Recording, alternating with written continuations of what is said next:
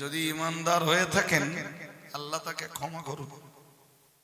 রাত্রের বেলা পুকুর পাড়তে গেলি আমার আবার ধরে ধরে কিনা। এই যে ঘটনাটা ঘটেছে এটা অস্বাভাবিক কিছু নয়। মুফতি সাহেবের দোয়াটা খেয়াল করেছিলেন? খেয়াল করেছিলেন কি দোয়া করছিলেন বলুন তো? যদি ইমানদার হয়ে থাকেন আল্লাহ তাকে ক্ষমা করুন। তা মুফতি সাহেবের ওইটুকু কথায় অনেক রহস্য লুকিয়ে রয়েছে।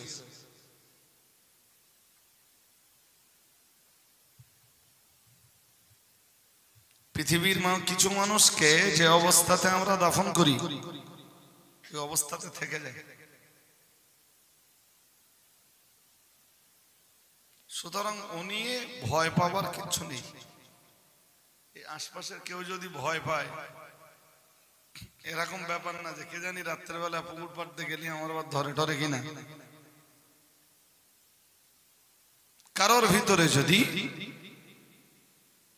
এরকম কিছু ফায়দা হয়ে থাকে তো আপনাদেরকে বলবো ঝেড়ে ফেলুন।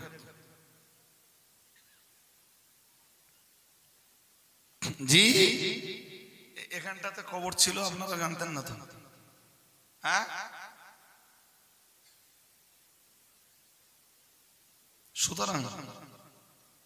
সুতরাং কিছু হয়ে পড়লেও সেটা প্রকৃত অর্থে আপনাদের অজানা, না জানা তো? হ্যাঁ না বলেন, না জানা তো? সুতরাং না জানায় বেয়াদবি হয়ে পড়ার ভয় কম আছে। হ্যাঁ জানবার পরে যদি কেউ বেয়াদবি করে, কবরকে কবরের মর্যাদা না দেয়, তখন ক্ষেত্রটা পুরো আলাদা। আমার কথা শুনছেন নাকি?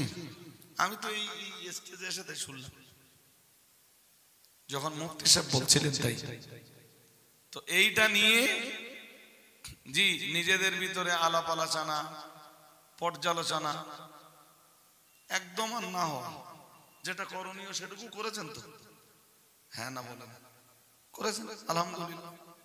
একদম ব্রেন থেকে ঝেড়ে ফেলে ওরকম লাশ আপনাকেও হতে হবে, আমাকেও হতে হবে। তো বরং আল্লাহকে এইটা বলুন যে আল্লাহ এমন জীবন আপনি দান করুন যে জীবনে আপনার সাথে প্রেম বিনিময় করতে পারি, আর মরে যাবার পরেও কিয়ামত তক যেন আমার দেহটা মাটি খেতে না পারে। বলুন আমিন। সকলে বলেন আমিন।